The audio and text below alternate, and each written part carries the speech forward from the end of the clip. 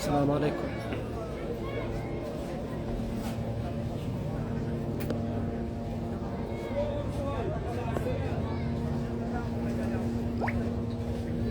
Allahu Akbar. Assalamu alaikum. How is everyone?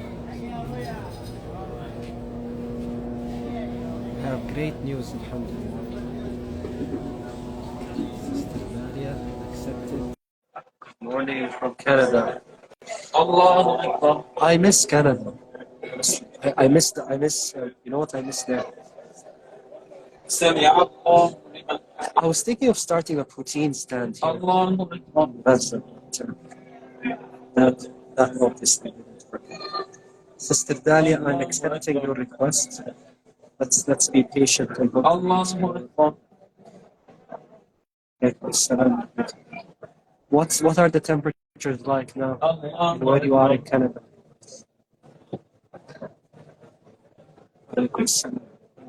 Good evening, London.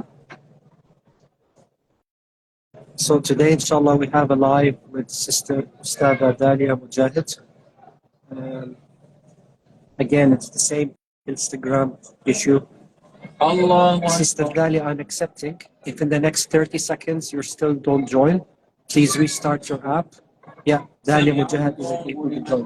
Please, Sister Dalia, restart your app and try to join Allahu again. Akbar. I'll tell you now the good news, inshallah. Just when we start our live with Sister Dalia. Allahu Akbar. -2? Oh, -2 is not that hard. Come on. -2. -2 is half sleeve weather. Calgary, only -3? Sister Dalia, please rejoin. Restart the app and rejoin. 7 degrees. Oh, 7 degrees. That's summer. Okay, -23. There we go. Where's -23?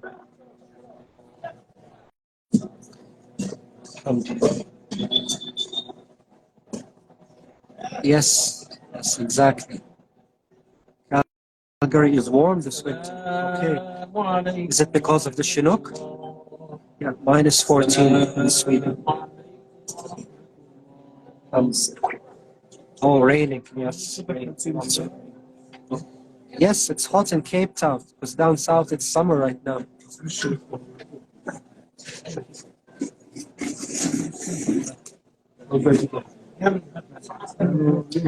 -23 in Norway. Okay. Feels like -18 in Montreal. That makes sense.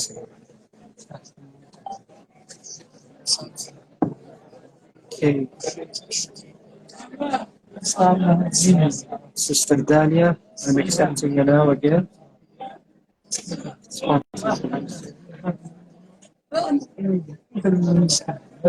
There we go. Assalamu alaikum. Alaikum assalam wa rahmatullah. There we go. Now I'm here. Perfect. But we did it. Alhamdulillah. We're here. Alhamdulillah. Alhamdulillah. It's so good to be in conversation with you. Thank you so much for doing this with me. Definitely an honor to see you, Ustada Dalia Mogahed. Ustada Dalia, can we start with a quick introduction to the audience? Yes. And then move from there? Absolutely. Sure. My name is Dalia Mogahed, and I live in right outside of Washington, D.C. in the United States. And I was formerly with an organization called the Institute for Social Policy and Understanding as research director. We do research on American Muslims and on the policy issues that impact them. And I'm very honored to be with you today, Mansour. Thank you for having me. Jazakallah khair, Sister Dalia. The honor is all mine. MashaAllah, I think you also come from a family that's very strong when it comes to teaching about Islam and have strong Islamic principles. Can you tell us more about your education, your background? And I'm not sure if you're as involved in the Islamic knowledge and Islamic course is similar to your sister, I think. Is she your sister, Sister Yes, yes, Yasmin? Yasmin is Yes? my sister. Uh, That's right. yeah, Yeah. perfect. Can you tell us a little bit more about that as well? So it's a little bit of a something I used to do more privately, and now I'm doing much more publicly in terms of adding spirituality to the statistics and policy work that I've always done. But it's an area that I'm really excited about and will be expanding. My background in education, in terms of just what degrees I have, is my bachelor's was in chemical engineering, and then I have a master's in business administration. So all this is kind of separate, but I've been, studying informally with teachers throughout my life, and I'm definitely a student of the Quran. Um, so both my sister and I, have been doing more and more work in teaching about Islam and specifically about staying hopeful in difficult times. And that's really what Alhamdulillah. I wanted to talk to you about. I really want this to be focused on what you're seeing, what you're feeling, what is help us understand and learn from you and raise awareness, Mansour. Sister I Dalia, I honestly, first of all, I have very good news from the ground here. So the IDF officially announced that they withdrew all their forces from Gaza and the north. They've withdrawn to the borders of the city and to the borders of the north. So after over 90 days, over 3 months of trying to succeed militarily on the ground in Gaza City in the north, they have withdrawn all their forces from there. And they said that they wanted to achieve two things. Number one is to free their hostages through military force. They did not succeed in that. mm-hmm, And number two, they wanted to dismantle a certain group, whether we agree with them or not. They were also didn't provide any evidence of that. So, so it seems that from a grounds point of view, they failed, and now they officially announced that they withdrew all their forces from the north. And I mean, this news, especially here where we are in San Yunis, was received with a lot of pride and happiness. That during these hard times, Alhamdulillah, we were able to keep the people in the north steadfast all of this time. We were prioritizing sending aid and assisting our brothers and sisters in the north over what is happening here in the middle region and the south, even though we are going through similar circumstances. mm, So Alhamdulillah, this is the news that we've received here, and we are very, very happy about it. So I just thought I can talk about it very quickly here.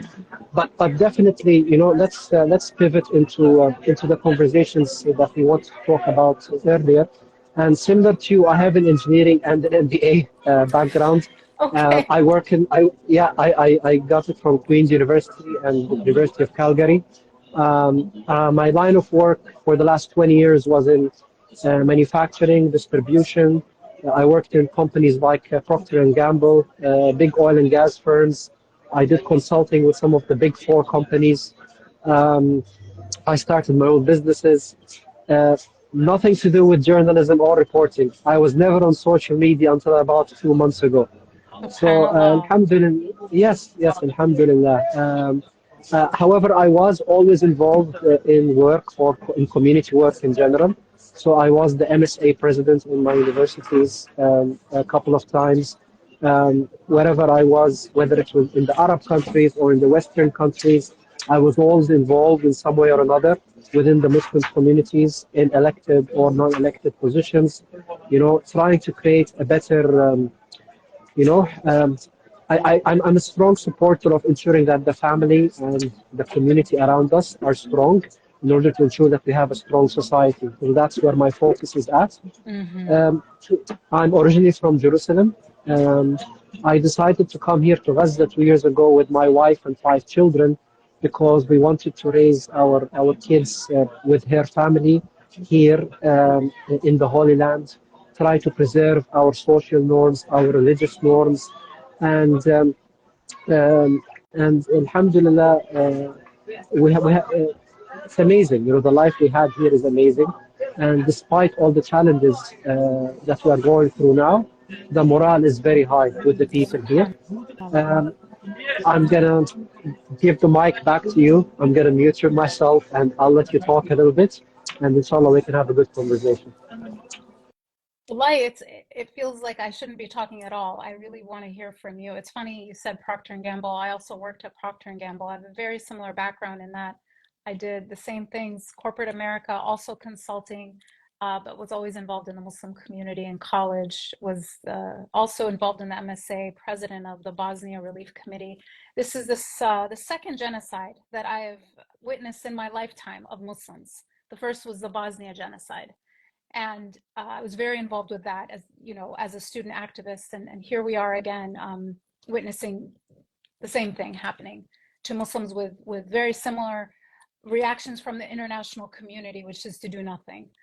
So it's absolutely heart-wrenching for all of us. And I love hearing that the morale is high. And that's really what I wanted to understand more from you, because, Mansour, as someone who studied psychology, informally, not in like I'm a trained psychologist, but just reading about what happens in societies where there isn't enough food, where there isn't enough water, where no one has anywhere to live. They become vicious to each other. And yet what we've seen, subhanAllah, it's a miracle, mashallah. And I don't want to say this to make the people of Gaza as if they're not human, because they are human and they're suffering incredibly.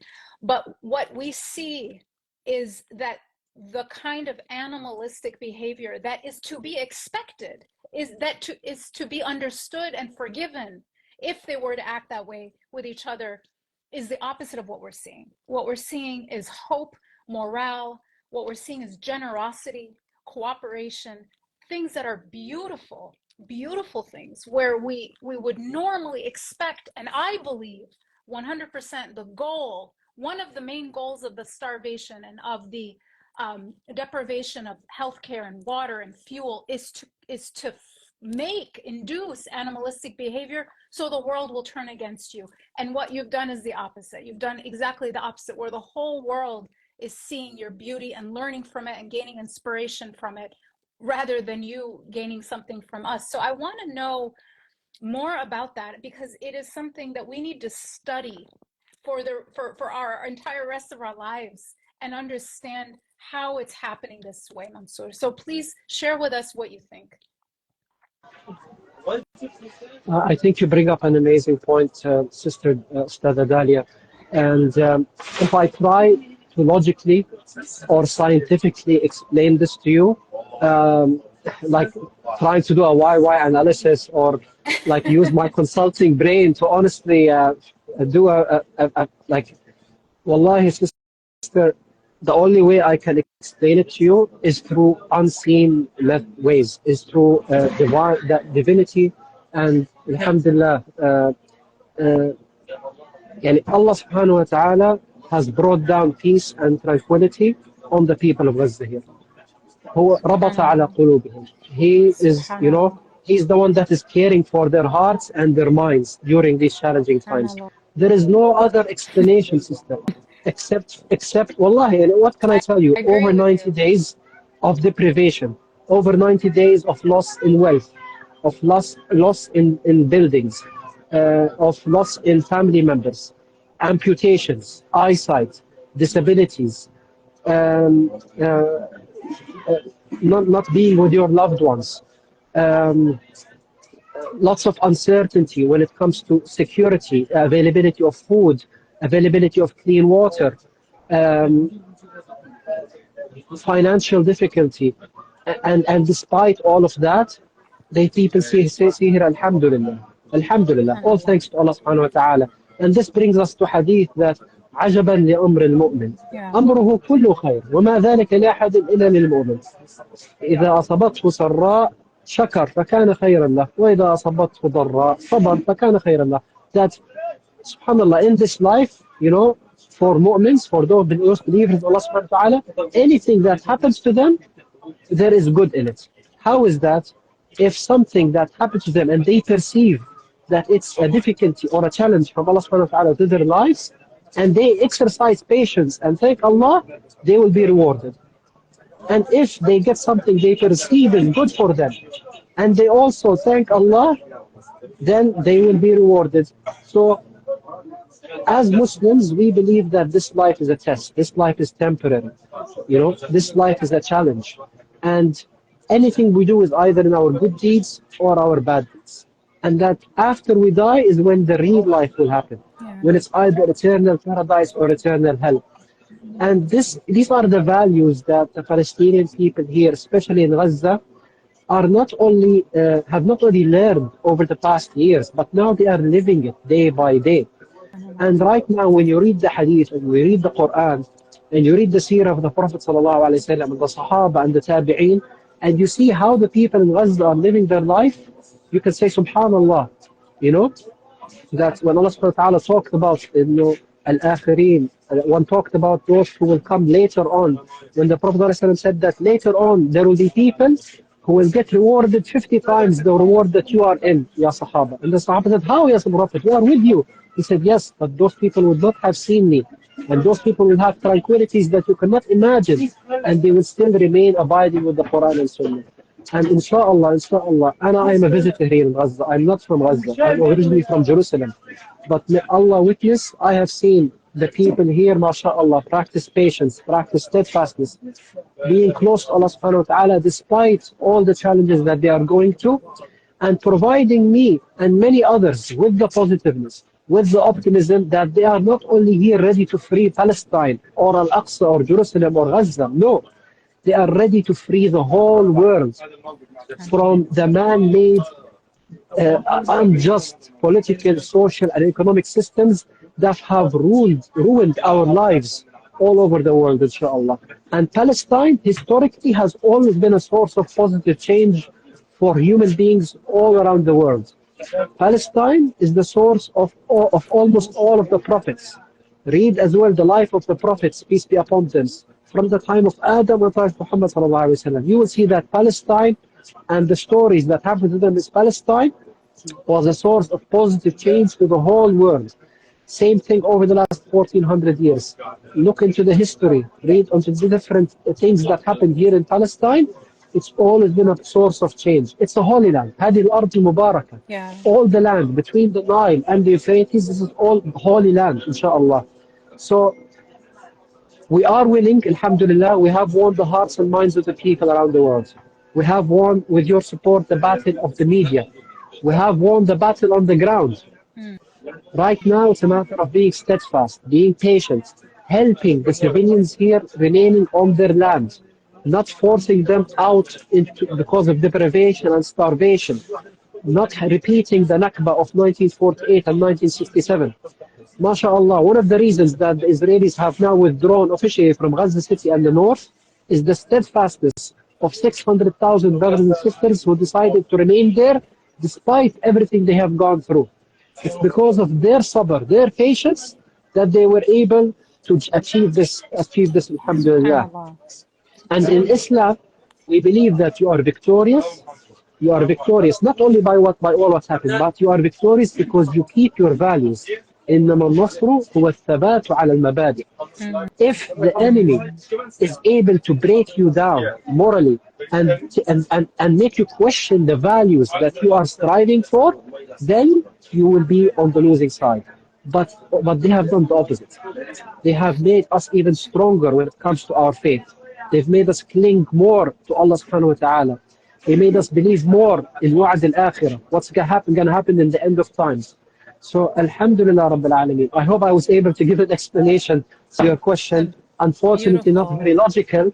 It's more related to religion, but may Allah subhanahu wa ta'ala accept, inshallah. Back to you. Thank you so much. That's absolutely a beautiful explanation. Exactly what I was asking for. SubhanAllah, what I reflected as you were speaking is that Gaza appears, we say it's an open air prison, an open air concentration camp. And yet, in so many ways, it's Gaza that is liberating the world.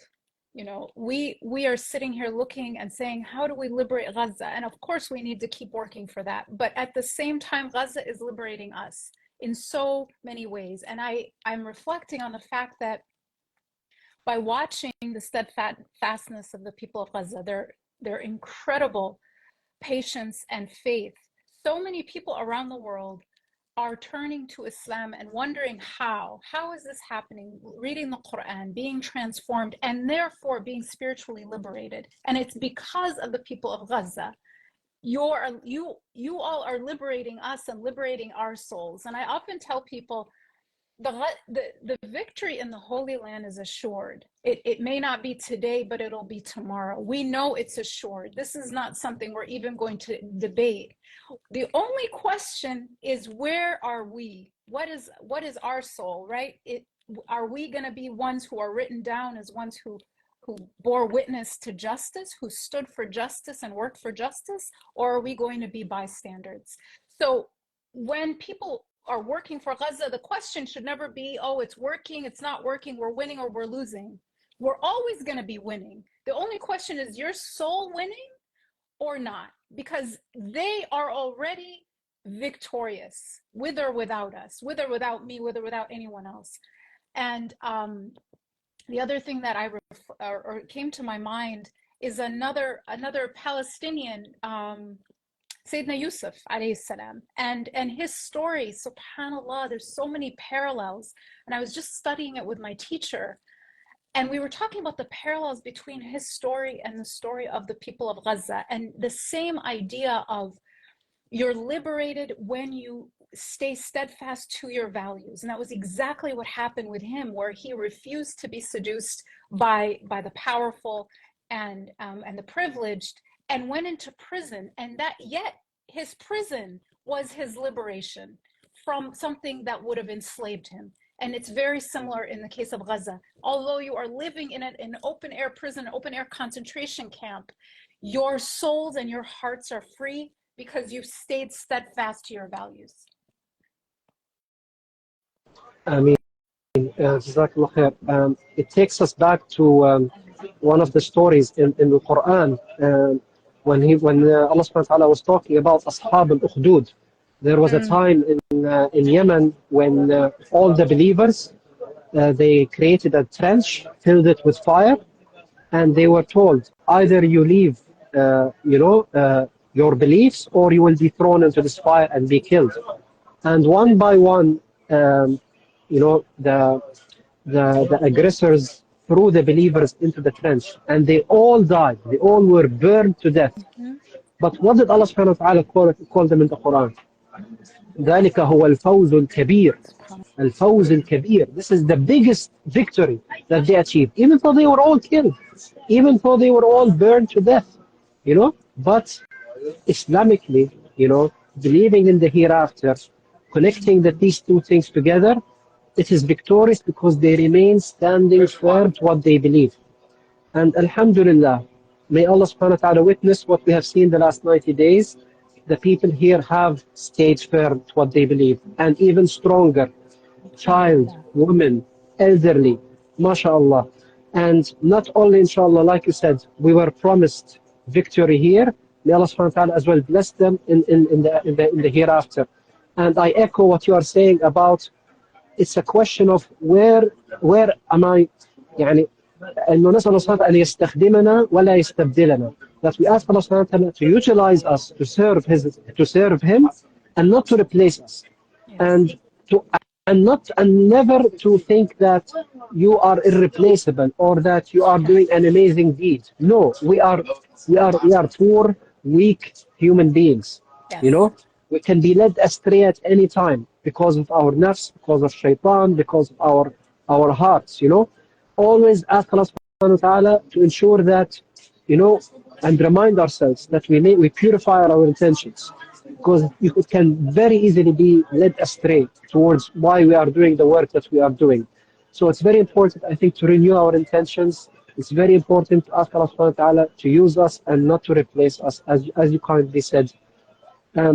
Please let me know, do you have any questions or anything you wish to add, Ustaz Dalia? Thank you so very much. That question was the top one on my mind. The second thing that I want you to just comment on a little bit more is in regards to those of us outside in the West, we are looking and wondering the best way to help. And we are all working to march and to call, especially here in the United States, where our government is the most complicit in the slaughter that is happening. What are your thoughts for us? What is your direction for us here? So, first of all, we need to understand that the Palestinian people here on the ground realize that uh, the American people in general are on one side, and their government is not truly representing what they feel or what they think or how they think their policies should be towards the Palestinians in this conflict. So, That's a um, it's a very generous and beautiful assumption, and it's actually true, because no, no, no, no. the Yeah. majority do want a ceasefire. Yeah. I'm not saying that to make the Americans feel better about themselves. No, the Palestinian people here, mashallah, everyone, even the child, has a smartphone, and they're very well versed on politics, given their upbringing. Because when you are born here in the West Bank, Jerusalem, or in Gaza, you are immediately exposed to politics day in, day out. So you have to be well versed about what's happening on the outside. And most Palestinians here have family members, have relatives, have friends that live outside in exile. Like you have millions of Palestinians that are not living in historical Palestine right now because of what happened in 1940 and 1967. So we get a lot of news about what is happening. And definitely social media gave us also an exposure to the reality of the situation. So first of all, on behalf of everyone here, we want to thank the regular Joe, the regular Jane in the USA for their stance, and we want them to continue doing several things. Number one is to continue doing what they're doing on social media, continue to create content, continue to share, like, comment on different platforms. Don't belittle any small thing that you do. We are not asked for results. Right. We are asked to do the work. We are asked to do the work to our best knowledge, to our best after Bashura, after doing a lot of, good, and then the results will come, inshallah. If not in this life, later on, inshallah. But we are asked to do the work. So, and you have changed the game. I wasn't on social media before, but now that I am, I can definitely see why someone like Nikki Haley said that if you go on TikTok for a few minutes, you become this percentage more anti-Semitic. I was like, what is she talking about? TikTok, really? TikTok, I thought TikTok was all bad stuff. But then I realized, okay, there's something good in it. It's a platform that provides a lot of education and a lot of insight about what's happening here. It didn't used to. This is Palestine worked. This is my point. None of this happened before. This is how Palestine has transformed the West. Because TikTok didn't used to be anything but dance videos and stupid gags. But now all these people have switched over to just Palestine, wall-to-wall Palestine coverage. MashaAllah. Yeah, and before, when I started volunteering in this field, reporting the news in English, I thought that by appearing on international TV stations, that I'll be getting the message out. Mm-hmm. Especially in the beginning, in the first week, the Zionist propaganda was very strong, and all you can hear in the media, especially in the West, is that Palestinians are animals, rapists, beheading babies, liking them to ISIS, etc. So that's one of the reasons I decided to help, because they needed people here on the ground in Gaza that can speak in English, that have a Western passport, that can go and do live interviews. So alhamdulillah, I did over 80 different live and recorded interviews with dozens of international TV stations. I regularly appear on Al Jazeera, Russian TV. I did 6 interviews with Fox News even, which is like has a very different ideology, as you are aware. But even them, especially with the last few weeks, seeing what has happened in the Zionist regime and seeing the reaction of their own people, they started questioning, okay, what is really happening on the ground? We need to speak with someone that can speak our language, Yeah. that is not considered officially a part of someone who can tell us what's happening and tell our viewers what's happening. So may Allah subhanahu wa ta'ala utilize us and not replace us, but one video on social media can cover all the 80 interviews that I did when it comes to reach. So alhamdulillah, may Allah subhanahu wa ta'ala use us in different avenues, alhamdulillah. So number one, social media. Don't stop doing the work you're doing there. Number two, boycotting. We don't have Starbucks here in Gaza. So because of what you did, okay, you saw immediately the effects on one corporation, one company. So multiply that by the list that has been issued by BDS. Like there's a big list of different Zionist corporations and corporations that are openly supporting the Zionist regime since October the 7th.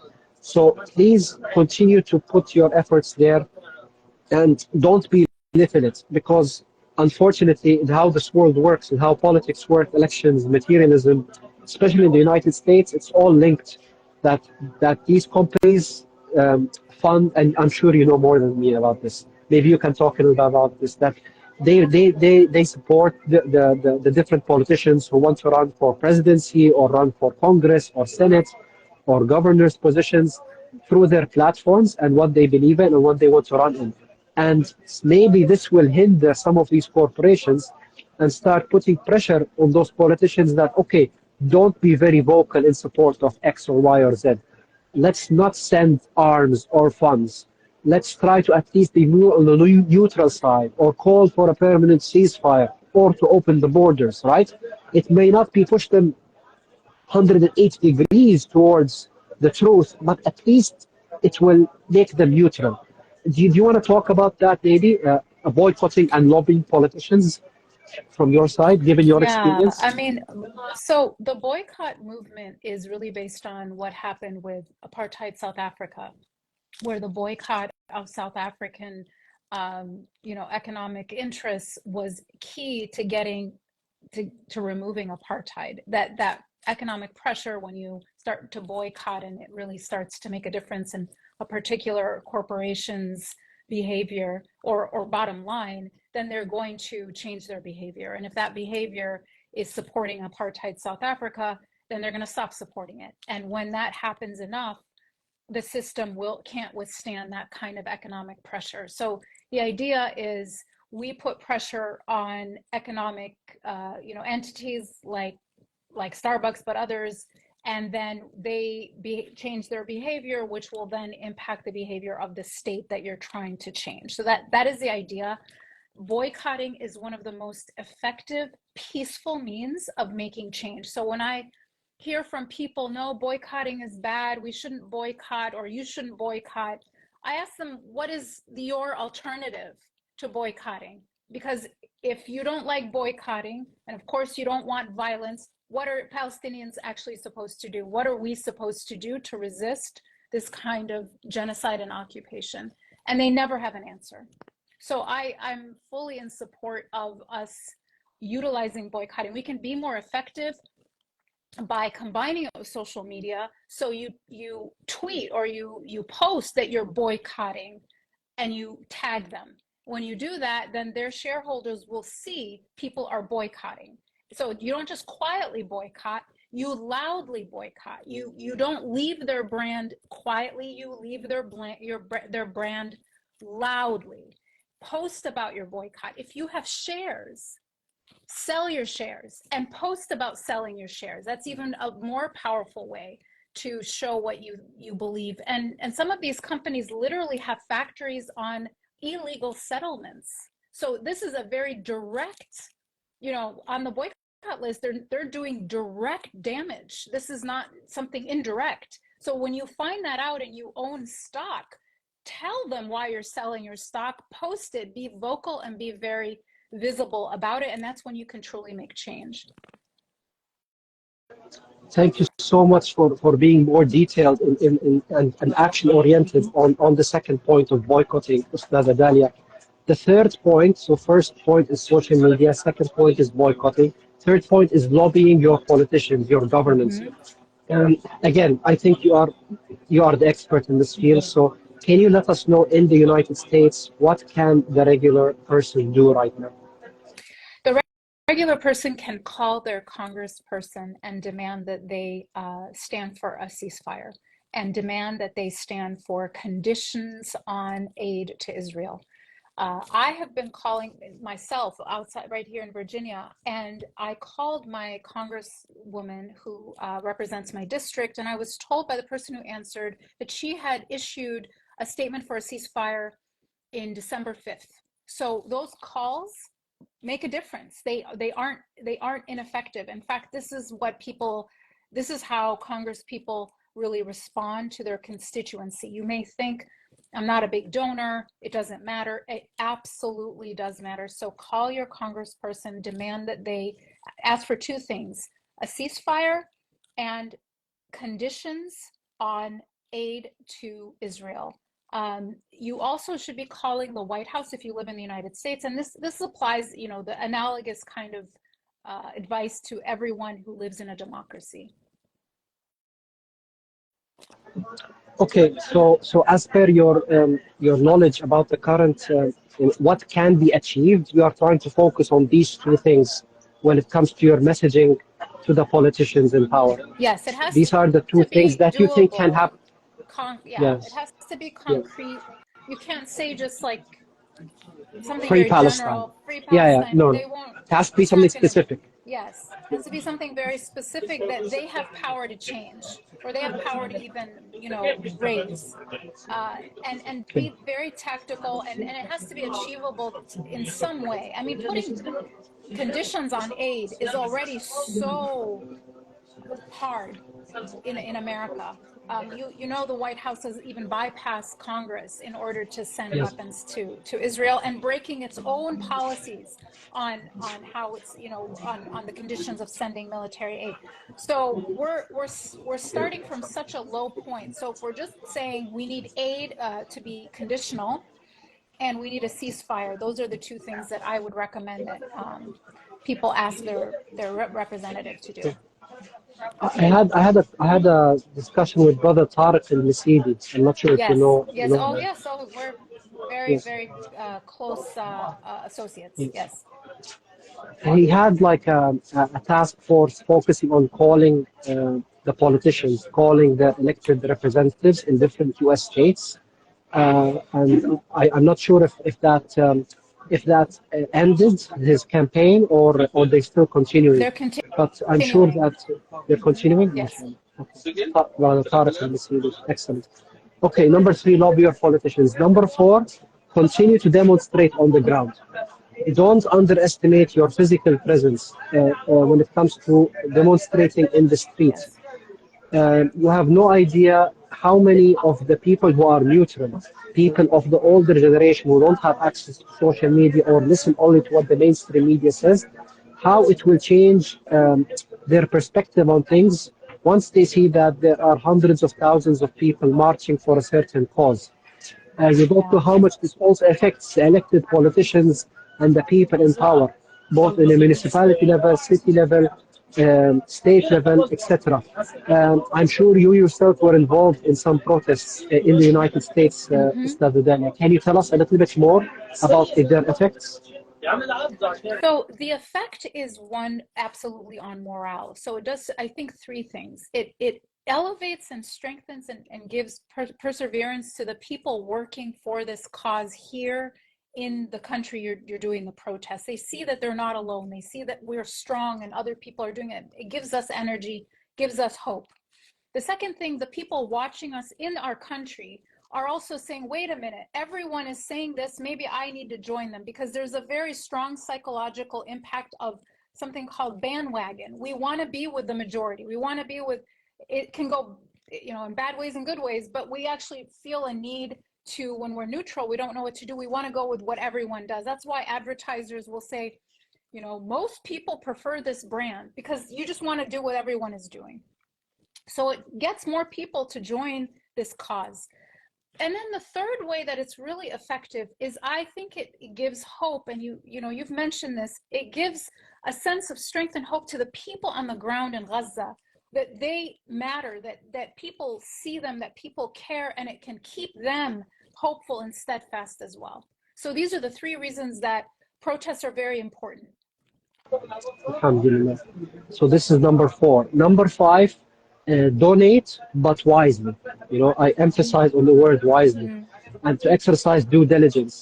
Um, uh, my advice is talk to Palestinians that you trust, your friends, your colleagues, people that you've known for a long time, who have family here in Gaza, and listen to their advice on how to ensure that aid or finances can reach the people in Gaza here as soon as possible in order to help them out.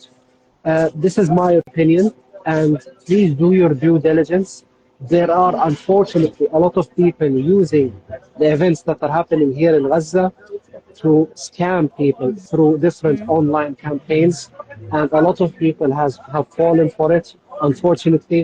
And that's one of, even though I'm normally very positive and optimistic and give actionable ways to how we can move forward in a positive way, but unfortunately, due to the number of scam reports that I've received, just under my name alone, I had to make a video talking about these are my only official channels. Any other person you contact outside of this, I can't be held responsible for it. So just be careful, be careful. Try to tread very carefully, very thinly when it comes to donating to people here in Gaza.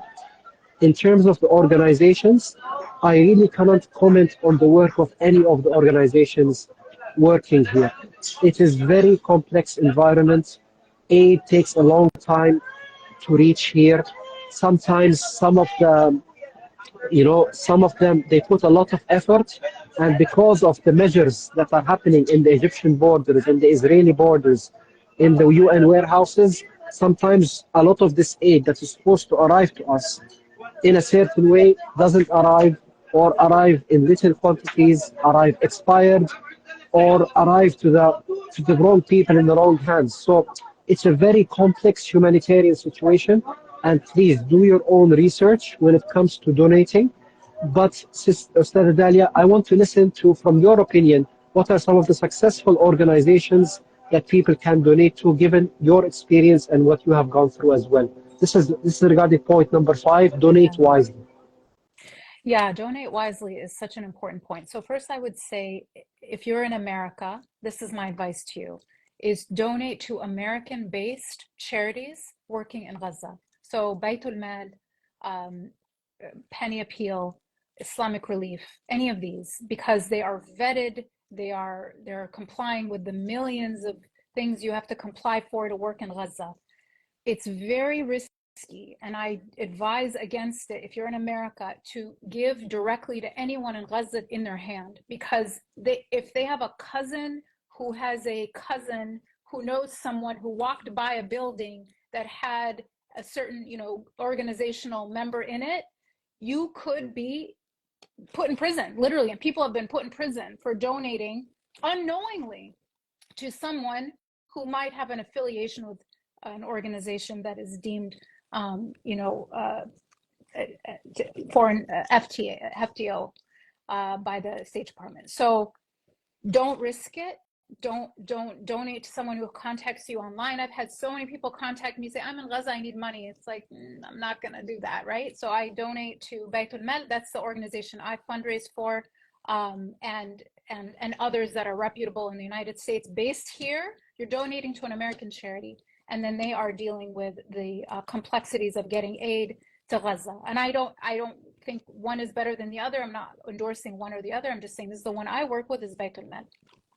So that's one thing that I want to emphasize when it comes to donation. I want to go back to a point you made in the very beginning, which is social media. And I think social media is incredibly important, but I wouldn't take away from the importance of television interviews. Why? Because it reaches a totally different demographic. So people in, the age brackets of 50 and above are looking at TV, and that's where they're getting their news. And they are not on social media. So you also need to reach them. We have to do both. We can't do just one or the other. Even if the reach of television, ironically, is actually less than social media, it is reaching a demographic that is now very, very pro-Israel in general, at least in countries like the US. And this is the demographic that gives money to politicians. This is the demographic that always shows up to vote. We can't ignore them. They are very important. We need to also speak to them through television interviews. That's a good point. Thank you for enlightening me on that. Yeah, I mean, alhamdulillah, daily interviews are happening still here with the TVs, but I just wanted to emphasize that for me, social media is a totally new realm, Yeah. and I'm. It's like it's an eye opener to, like you said, it serves a different demography than the TV demography, and yes, I agree with you. We need to work on all sides when it comes to our media efforts. And thank you for your advice with regarding to donations, especially for the people residing in the United States. Um, so number one, boycotting. Number two, social media. Number three is lobbying your politicians. And number four is uh, social media. We didn't say social. No, Yeah, no, we did social. it. That was number We did. two. Boycotting, social media, Protesting was demonstrations, number four. Yeah, protesting was number four, and demonstrating then on the ground, donating number five, wisely. donating wisely. And number six is, a permanent ceasefire will happen soon. And this war, this conflict will end. And, I always tell people that if they think that hundreds of thousands will leave Gaza, I tell them no, the opposite will happen. Millions will want to come to Gaza to help rebuild Gaza and make it a beacon for the rest of the world. So make the intention, inshallah, of joining us here as soon as possible, to volunteer, to help us, inshallah, rebuild Gaza. Make this intention of coming to Jerusalem and praying there. Make the intention of being present here with us. And work towards that, inshallah, over the next few months. I don't know how that will happen, but definitely when it does, I'm sure that you will experience the beautiful Palestinian hospitality. You'll eat kunafa, it's a good, very nice sweet, Yeah. and a lot of different cuisines that are also available here. So inshallah, we look forward to seeing you here as soon as possible. So these are the items, the action items that are on the back of my mind right now. Did I miss anything important in your opinion? Things that can be done right now?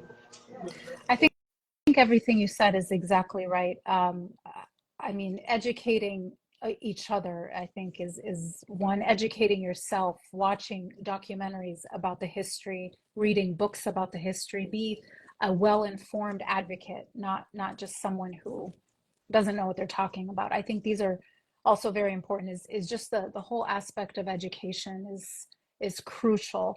I was just going to add one thing, is that in the United States, in Washington, D.C., on January 13th, we are holding a major protest.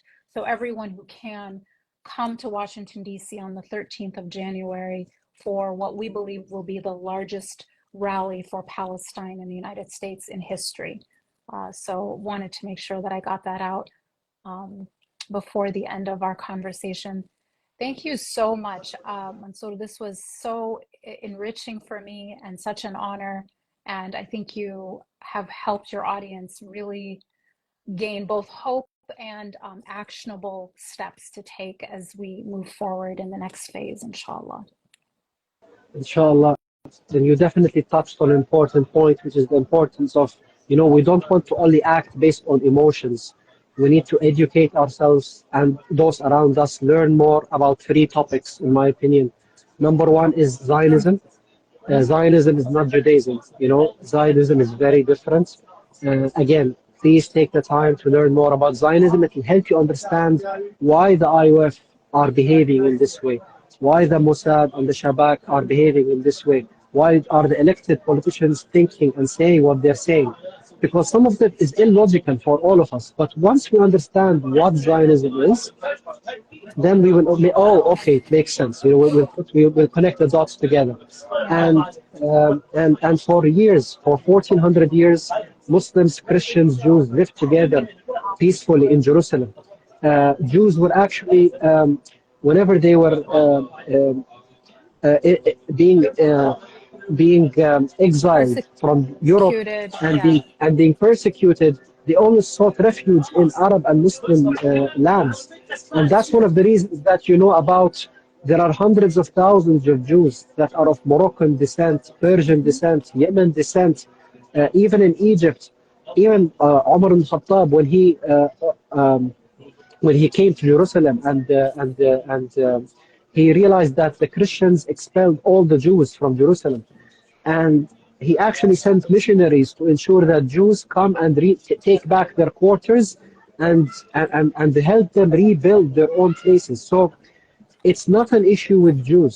It's the issue, I think, is with Zionism, and that's, I think, why people need to learn more about them. The second thing is we need to learn more about the history of the Palestinian-Israeli conflict. This didn't just start on October the 7th, as some of the mainstream media channels can try to tell people. And that's why it's important to read more about that history, read some books about it from all sides, you know.